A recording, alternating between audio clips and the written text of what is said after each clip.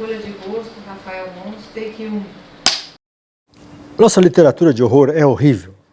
Nossos escritores de suspense estão em suspensão. Nossa literatura de medo tem medo de aparecer. Olha, dificuldade de aparecer, com certeza tem. Medo de aparecer, eu não sei. Eu percebo que no Brasil tudo acontece um pouco atrasado, né?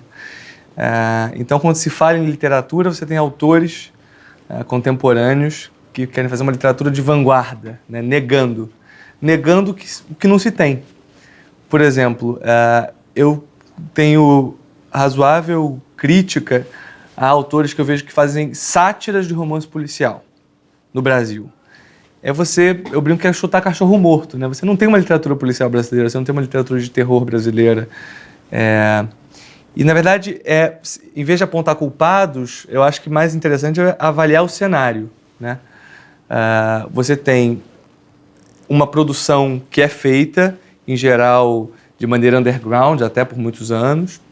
Alguns poucos autores que se firmam, mas se firmam com vergonha de ser autor de gênero. A meu ver, por exemplo, no policial, o que faz isso foi o Luiz Alfredo Garcia Rosa. Rubem Fonseca é de se discutir se faz literatura policial ou não, né? Assim, a meu ver, faz. Patrícia Mello é a mesma coisa. Patrícia Mello, eu sei que não gosta da alcunha de, por exemplo, autora policial, justamente porque parece algo menor. Então, se é literatura policial, ou se é literatura de terror, ou se é literatura de suspense, então é algo menor, não é a literatura que merece ser discutida nos periódicos, que merece ser chamada às feiras literárias, que merece estar entre os finalistas dos prêmios. São poucos os autores que bancam essa posição para defender que sim, faço literatura de gênero, e sim, faço e através do meu texto, tento pelo menos mostrar que é uma literatura de qualidade. Por que a literatura de medo, né? Só para juntar terror, horror e suspense, não pegou no Brasil? Olha, eu tenho lá minhas teorias. Na de horror e na de terror, de suspense, eu acho que vem um pouco do fato de que nós já estamos meio anestesiados pela violência, né? Você descobre que um cara foi assassinado na esquina do meu prédio ontem, e anteontem fecharam a linha vermelha e teve tiroteio. E há um mês atrás, 3 turistas que estavam caminhando pelo calçadão foram assassinados. Isso é o calçadão que eu caminho, sabe assim? Então a gente vive com uma violência muito banal. Então, talvez até para comunicar o que eu queria, eu usaria de uma violência hiperbólica. Então, nas minhas histórias, pelo menos, a violência vem um tom acima, quase fantasioso, propositadamente exagerado, justamente para, então, causar o impacto e dialogar com o leitor. A de terror já teria esse a mais, né? Então, agora, a de terror já teria esse a mais? Não sei, porque você pode falar de 2 tipos de terror, né? Pelo menos a meu ver. Eu acredito que exista o terror psicológico, né? Que está dentro do indivíduo, né? Então ele questiona a sua própria sanidade, questiona seus limites, o que o rodeia. Então, e tem o terror de monstros, de seres sobrenaturais. Que muita gente chama esse de terror e o outro de horror. Aliás, o contrário. O que tem monstros é horror. O que tem monstros é horror, e o psicológico, sem o elemento sobrenatural, é o terror. Eu, particularmente, não gosto tanto dessa distinção, porque eu, em geral, acredito que se há elementos sobrenaturais, é terror. E se não há, é suspense. É suspense psicológico, não terror psicológico. Mas, enfim, isso é nomenclatura, não acho que também isso mude a essência da coisa. Agora, a grande questão é que a literatura de horror e de terror no Brasil sempre me pareceu meio à margem, né? Ou seja, se você fala em terror no cinema, você pensa em Zé do Caixão, que é trash, é ruim, é mal feito, né? E quando, na verdade, e isso cria uma separação ruim. Qual seja, se você gosta de coisas refinadas e mais inteligentes, então isso é uma porcaria. E se você gosta daquilo, então você tem que entrar no universo underground.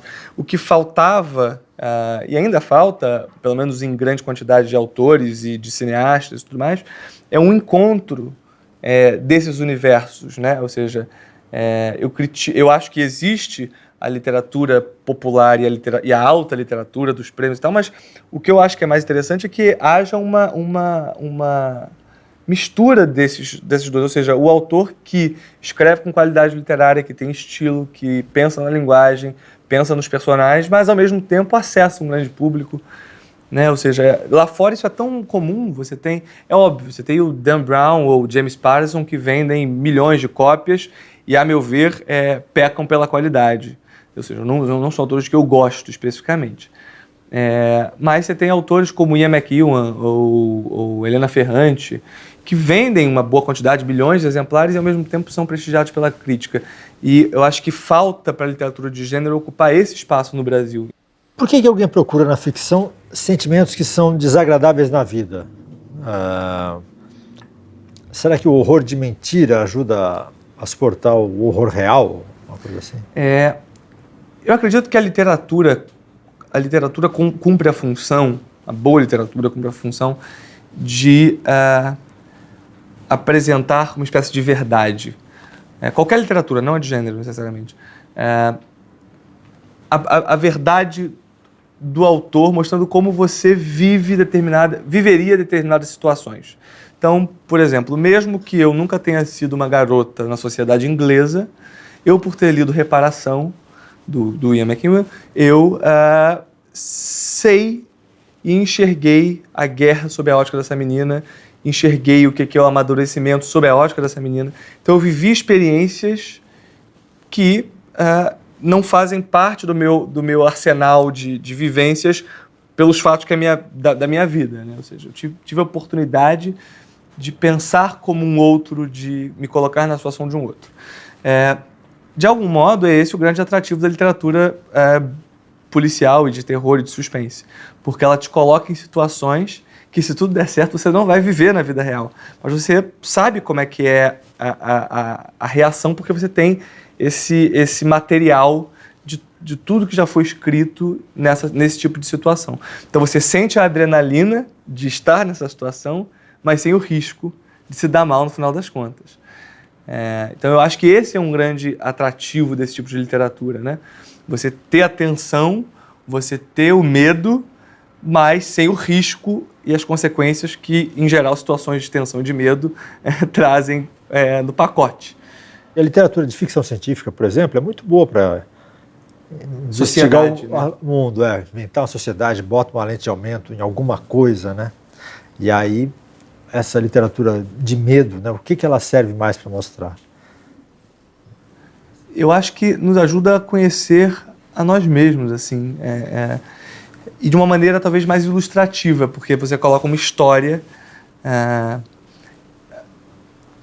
que representa a situação que você quer defender.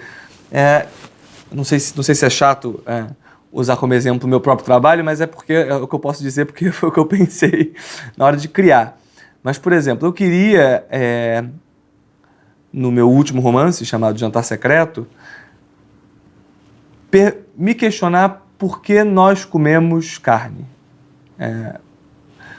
O que nos dá o direito de comer carne? A resposta óbvia e direta muito simples. Carne é gostoso, a gente vai lá e come. É isso. A gente não gosta de ver um animal ser torturado, a gente não gosta de escutar um animal ser torturado, a gente não gosta de tocar num animal torturado, mas o paladar permite essa violência porque é gostoso, né? E daí a pergunta, e se a carne humana for a mais saborosa do mundo? Então, nesse caso, valeria a pena? E ao falar disso, é óbvio, uma situação exagerada, eu estou falando da sociedade brasileira, né? Que tem um personagem que representa, no caso, essa alta sociedade louca, não é óbvio que não é toda a alta sociedade que é louca, mas um pequeno grupo que é racista, que é machista, que a gente vê aí, agora as redes sociais desmascararam a maioria deles, né? E defende esse tipo de ideia. Então, eu acho que a literatura, passando ao largo de viradas na trama, suspense, gancho, ai meu Deus, estou curioso para saber como é que acaba, quem matou, quem morreu, esse jogo que se estabelece com o leitor, que está lá na origem da literatura policial e de suspense, para além desse jogo, é importante levantar discussões pertinentes, assim. E nesse sentido investigar como eu reagiria nessa situação. Eu iria para lá ou eu iria para cá? Entendeu? Então sim, vale para investigar a alma humana, acho. Pensando na literatura de medo, de horror, com monstros e tal, será que ela também não cresceu porque o Brasil tem uma tradição realista muito forte? Em termos de literatura, eu acho que o problema é mais profundo, é um medo nosso, aliás, um problema nosso de se levar muito a sério. Né? O escritor brasileiro, ele se leva muito a sério, tudo é muito